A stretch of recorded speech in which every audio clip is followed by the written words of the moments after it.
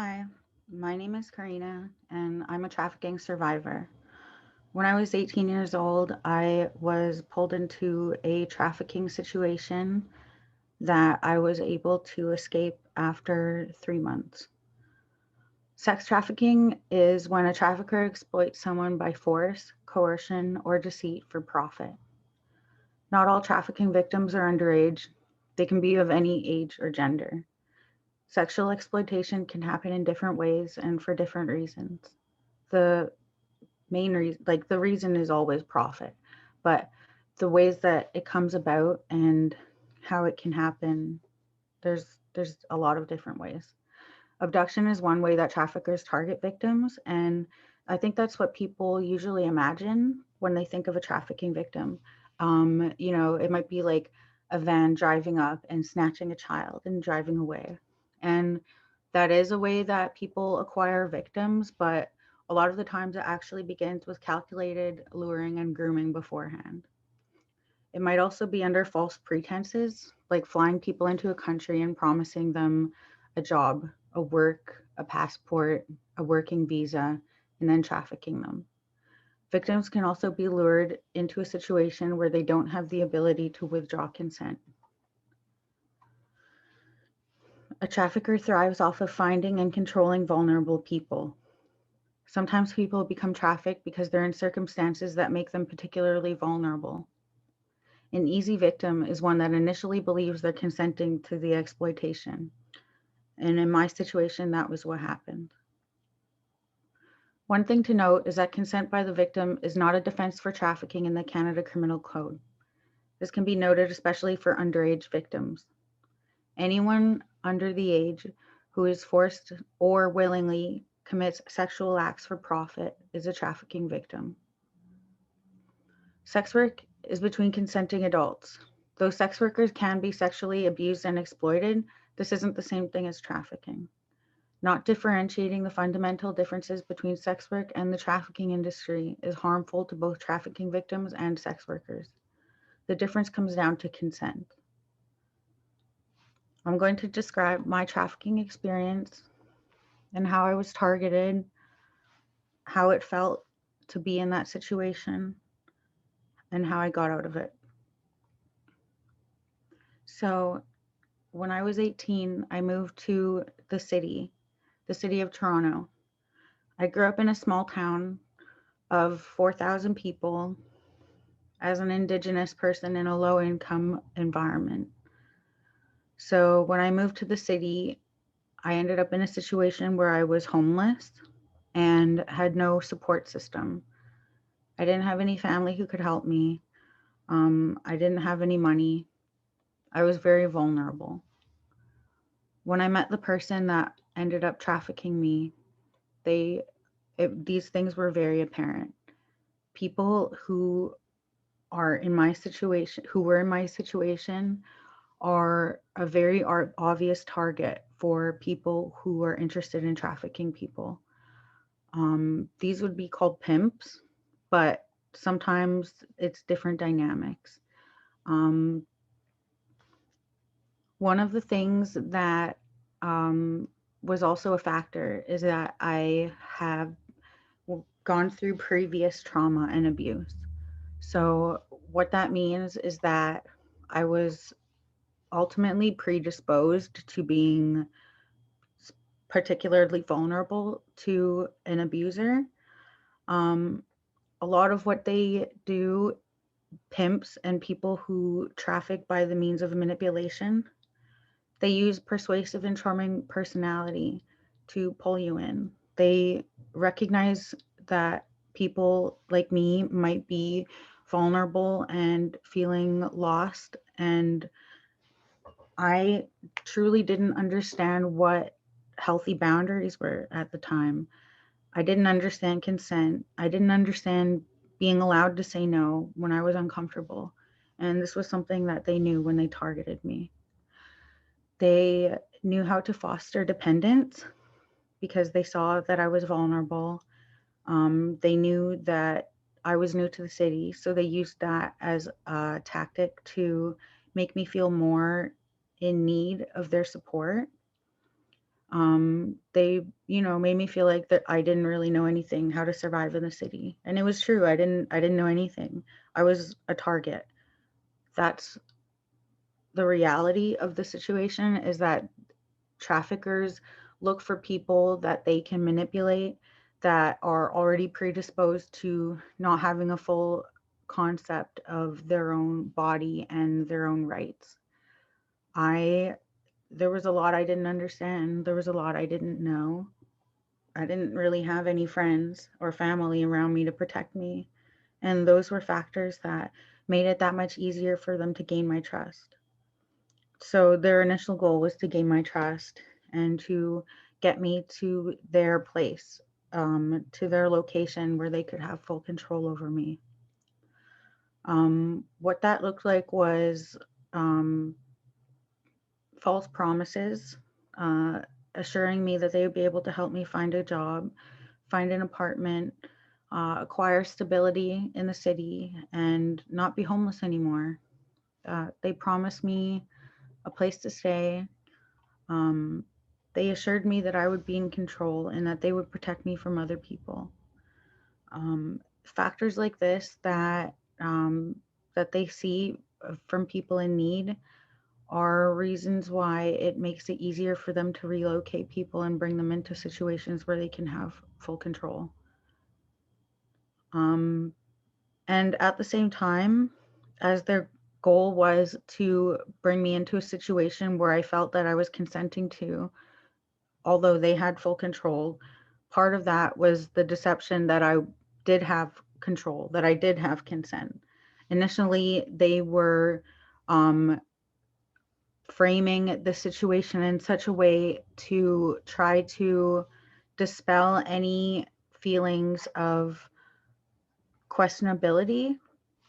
So when they wanted me to do something such as go to their place and stay with them when I was homeless, they would be doing whatever they could to make it seem like it was all for my best interest, that they were doing it to help me. Even going so far as to tell me that if it was the wrong person that would try to help me, that it could be a worse situation, that bad things could happen to me, that I should trust them to help me since I didn't have any street smarts. So that was a big incentive that they were creating, was a feeling of security and safety. Another one was flattery. They definitely want you to feel special when they're approaching you. Um, they I think a lot of what they do in the beginning stages of grooming is assessing your self-esteem, testing your boundaries, and testing your ability to consent and to withdraw consent. So what that meant was pushing physical boundaries, testing me emotionally, seeing just how vulnerable I was, just how susceptible I was to trusting them, and also just making me feel good. They could see that I was young and naive, so a lot of it came down to trying to romance me in a way that made me feel worthy, when in reality, they were investing in a situation where they could freely profit from me. Um, at the end of the day, I had no other options. I was homeless. I was vulnerable. I really didn't have any street smarts. Uh, they knew that. And to be honest, I was curious about sex work. I felt like at that time, with no one to help me, with no address, with nowhere to go, that it seemed like it was the only way out. And this person had convinced me that they could help me to do that, to pursue sex work. And growing up with things like Pretty Woman and other sources of media that show prostitution and sex work, I thought maybe this is what it is. This is what it looks like. I had heard of pimps, but this was different. The way that they manipulated me, the way that they framed it, it was like a business proposal. Like I said, I had no other options, and they knew that. They knew they could market the idea of me acquiring a home, having stability, having success, and ultimately not needing them. A lot of it was encouraging me to trust in them to have things that they knew I needed. And so establishing that trust was the biggest thing in their pursuit to put me in a situation where they could freely profit.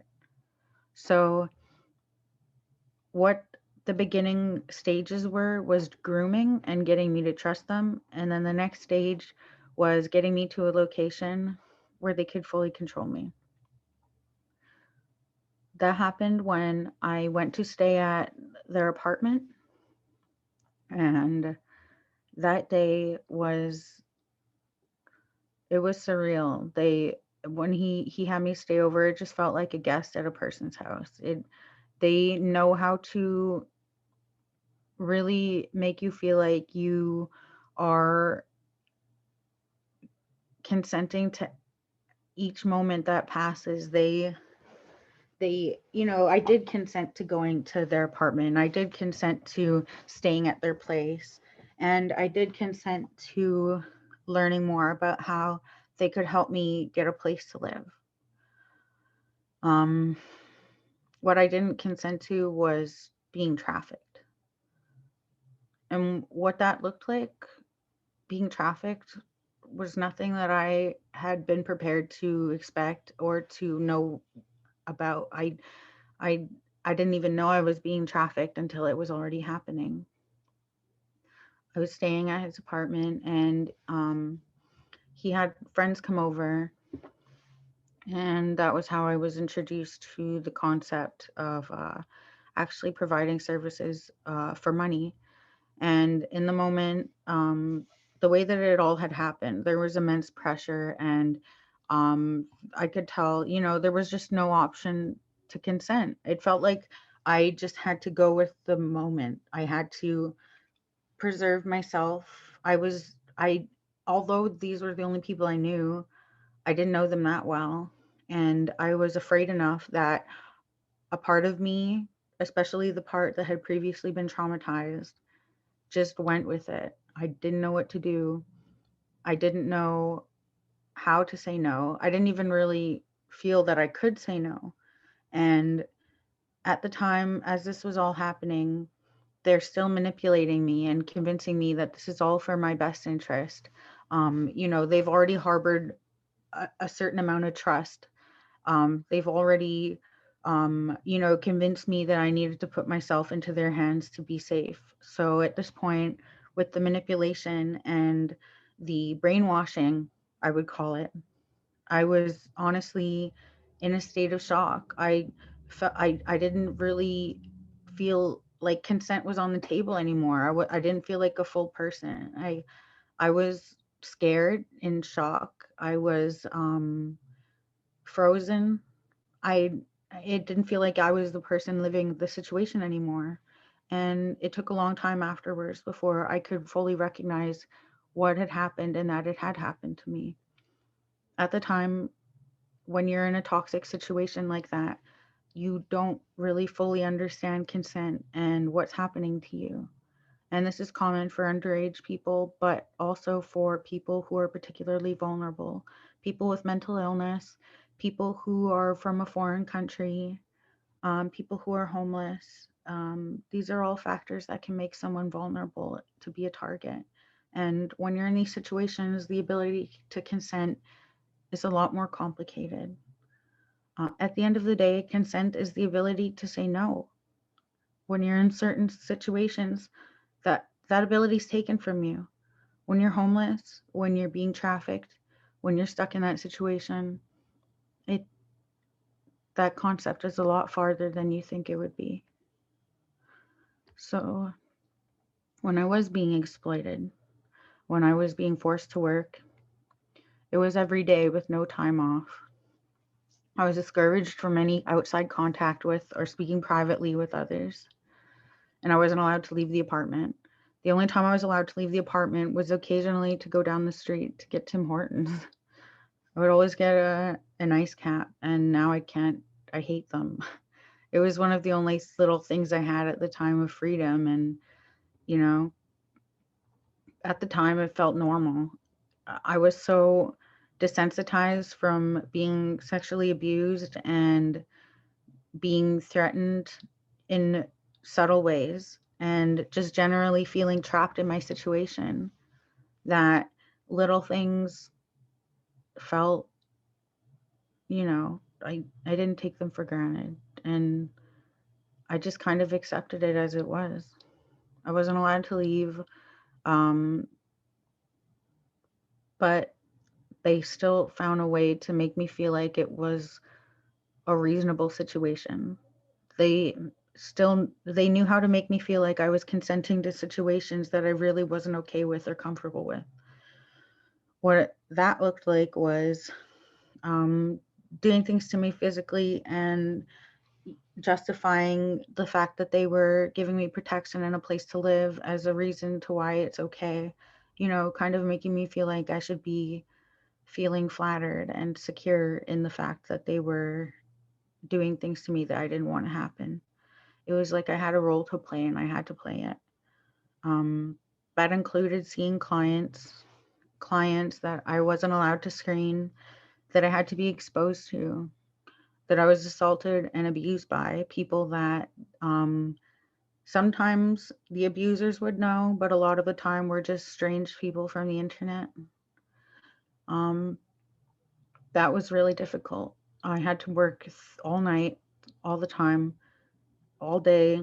The only time I could sleep was between phone calls and between calls. And I was sleep deprived. I was physically in pain a lot of the time. I wasn't getting any of the money. They were taking every cent. And honestly, I felt like at that point, I still felt like I was consenting because I thought it was for a purpose. They were promising me, oh, this is going towards your expenses. Soon we'll upgrade everything. You'll get your own apartment. You'll have nice clothes. You'll even be able to get a car if you keep working hard. These things. And looking back, it's things that you would think in the moment you would know it's a toxic situation, that it's something that, you know, is harmful. But in the moment, with the fear, being afraid of the person but relying on them, there's a certain part of you that shuts off. And until it turns on again, until you feel safe again, until you're in a situation where you really feel like you can listen to your body and say yes or no to things, you don't realize how much is happening to you without your ability to decide if you're okay with it. And that is a lack of consent.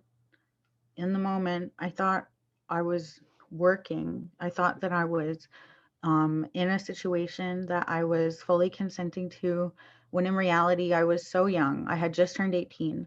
I had all these things working against me. I mean, I was reliant on him. It wasn't it. They took advantage of my trust. They manipulated me. They lied to me. They took everything from me.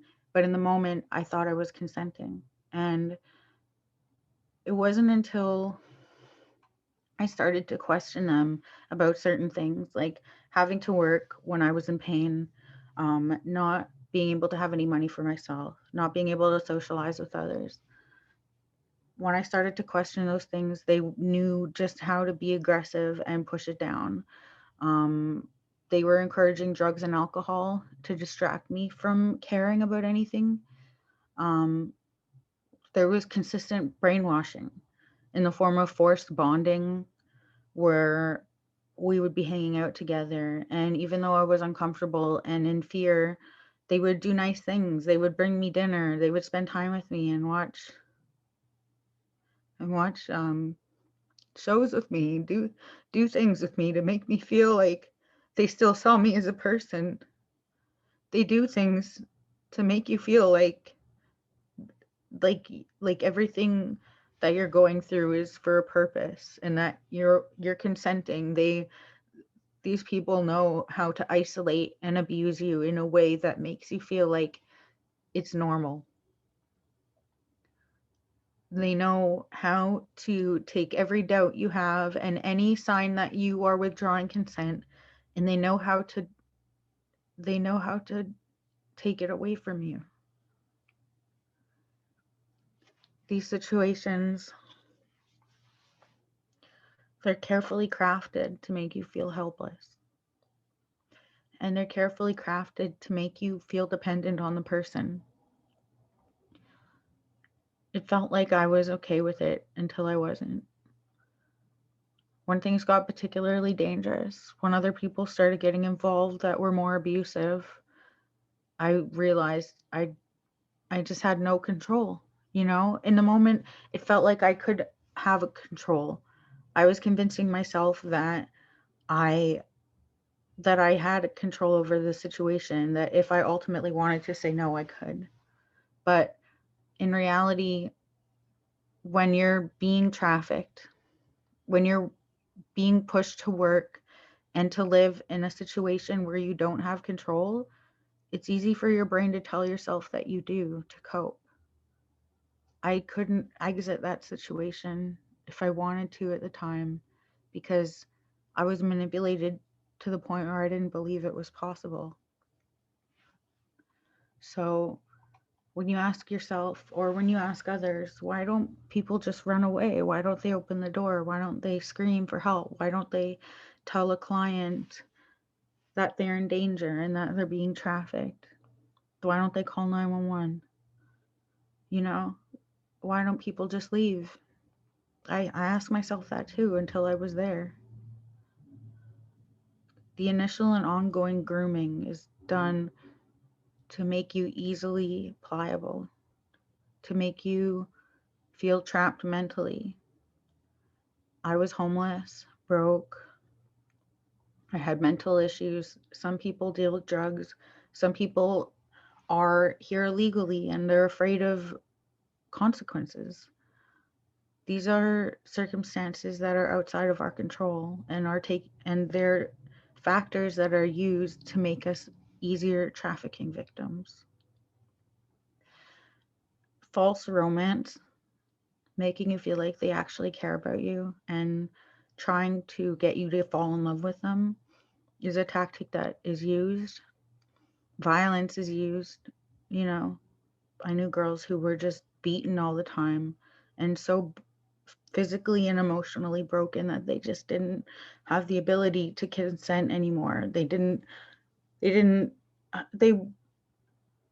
sometimes people are broken down to the point where there's a trauma response. And even if you don't want to be in that situation, even if you're enduring abuse and discomfort and just a complete lack of human rights, you fall into a situation with your abuser that might feel like a real relationship when they're isolating you from everything that a normal life would have, and they're your only source for that. It feels like a normal relationship. It's quite similar to an abusive relationship with a regular boyfriend. You date a boyfriend and you fall so in love with them, or you have established so much trust with them that sometimes when they start to show red flags, you don't you don't really have the heart to fully acknowledge them. So in these trafficking situations, I think a lot of the time, and with me in particular, there's enough trust established that they can gaslight you and make you feel like the situation isn't as bad as you think it is. They know how to make you doubt yourself and your ability to consent. Yeah, a lot of it is brainwashing you into thinking that it's normal to not be able to say no. You know, they treat you in a way that you're not really like a human anymore with the ability to make every choice for yourself. The whole point is that they want you to be vulnerable enough that you rely on them for everything, including the ability to say no. So, despite the manipulation and the situations that they had um, undertaken to make me uh, a perfect victim, I still eventually knew that I had to get out. So, if it hadn't progressively gotten more violent and I hadn't asked myself what I wanted in the future, I I don't know. I think about if I didn't leave at the time, if I didn't go through the violence that I did, how long would I have stayed? They manipulated me into months of being exploited by them. And ultimately it was one violent occurrence that caused me to leave. Um, After that occurrence, which involved threats with a gun, I knew that I needed to exit the situation. Um, I mentally prepared to leave. I started to, by that point, I knew their patterns of behavior, their moods, their schedules.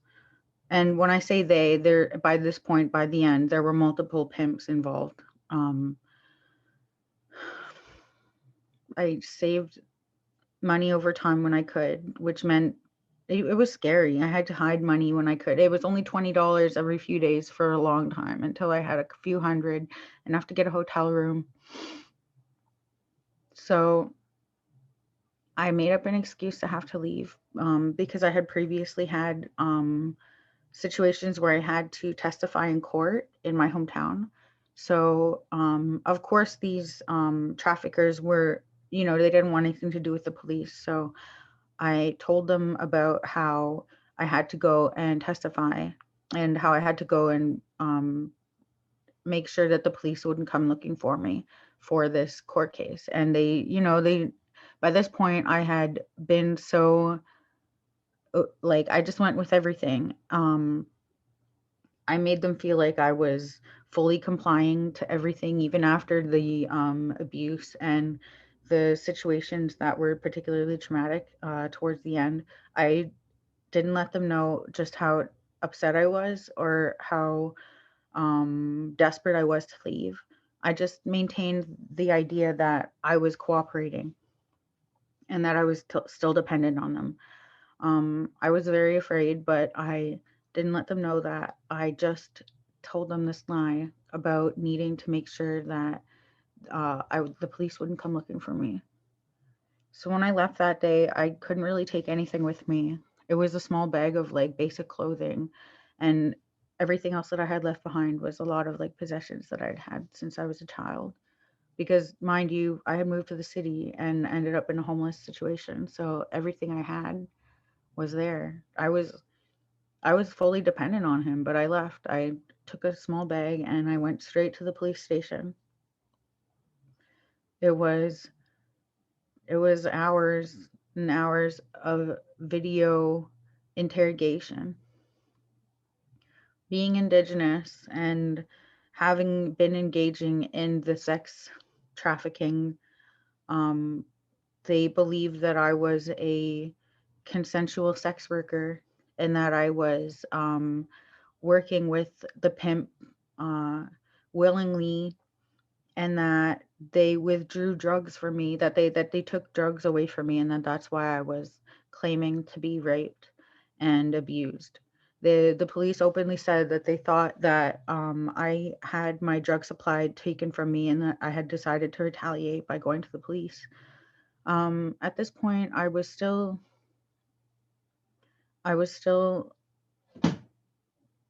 young enough that I had trust, naive trust in police and in the system. So when they had told me that they suspected I was making everything up, I believe it. I had told them everything. I told them how I was groomed, how I was indoctrinated to say no throughout the process. I didn't have, I didn't, like it was an alluring situation where I ultimately was treated like less than human. I was abused. I was taken advantage of. Um, I never did get any money from this trafficking situation. I wasn't profiting. I wasn't a sex worker. I was a victim. But the police chose to believe this idea that I was a drunk native or like a drugged out native who was just saying whatever I could to get back at these pimps. And I was just completely disgusted. I had to go through the 5 to 6 hour long interrogation. I had to undergo a rape kit and a drug testing kit, and ultimately, the drug testing kit came back completely negative. I wasn't doing any drugs. I wasn't lying about anything. But to the police, it wasn't worth pursuing. So, in the end, when I escaped my abusers, uh, there wasn't really any hope for justice. So, the immediate priority was to distance myself from them. I deleted my phone number, any trace of myself on the internet. I changed my all of my info, like even my. I remember like they had managed to contact me through a BlueBerry or BlackBerry pin back when BBM was a thing. They messaged me through there. They were like harassing me through different any method they could find, um, threatening me, telling me that I ruined an opportunity, just convincing me that um, I had ruined. The police did inform them that I made the claims of rape and assault, and they were not happy. So the police not only told me they wouldn't help me, but they also informed the pimps of what I had claimed, and these guys started stalking me. So all I could do is keep blocking their numbers, keep changing my number. Um, I didn't really have much of a presence online. Um, all I could do was just try to distance myself from it, try to move on from it. The police just completely failed me. They they never did shake the idea that I was this person who consumed drugs and knew about some sort of operation. In the end, they told me that they wouldn't be able to help me unless I gave them more information about what happened, um, concerning drugs, because these people who had been trafficking me were also a part of a gang that involved drugs and drug trafficking. So they assumed as a trafficking victim that I would have more knowledge of the drug side of it. When in reality, I didn't even know that they were involved in drug trafficking. I'd only been at the apartment that they used to traffic girls out of. Um, but the police were convinced that I knew more than I did. So that was their idea, that I was hiding things, and that they couldn't press any charges unless I was able to provide more information.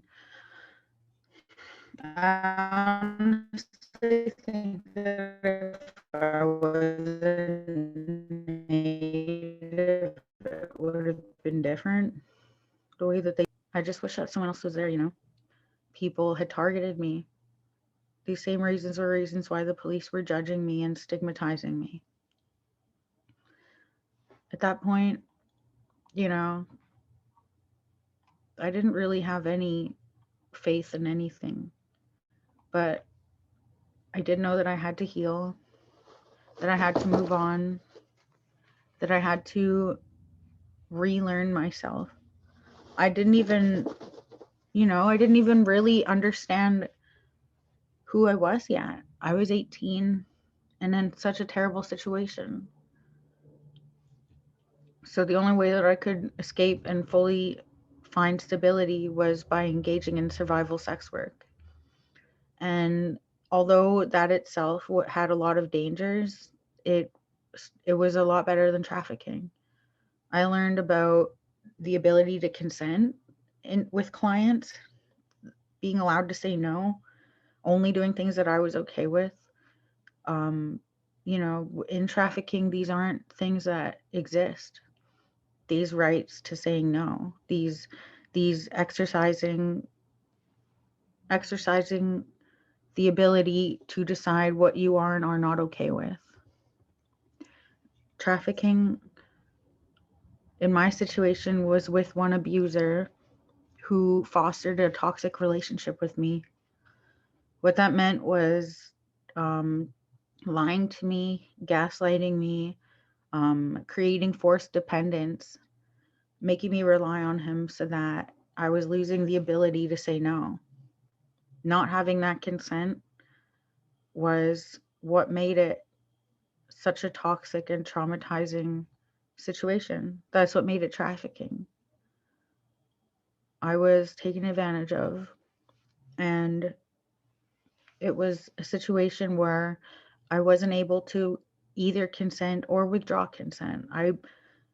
I was just treated as an object that they owned.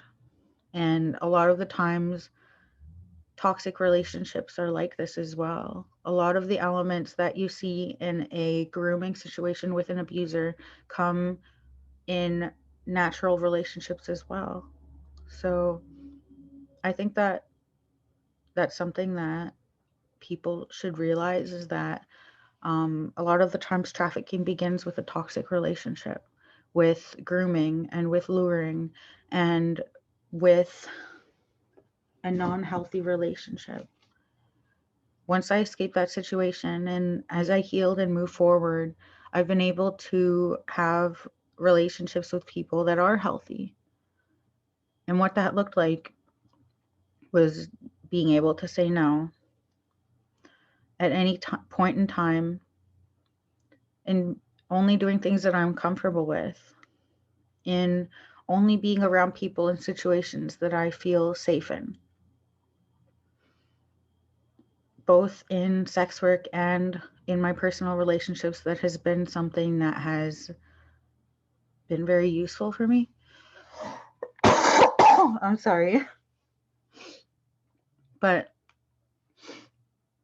I think the biggest part of healing and moving forward from trafficking was learning to find what works for me, what I'm comfortable with, what I want from other people and from life. That's something that's my choice and my decision only. Consent means doing things that you're comfortable with, that you're okay with, and with full understanding of what you're agreeing to. Have moving on from trafficking and finding healthy relationships, truly being in a relationship with someone where you know you can say no at any time, where there's no pressure, where you can fully be present in yourself and only do things that make you feel safe and comfortable. That was truly a gift.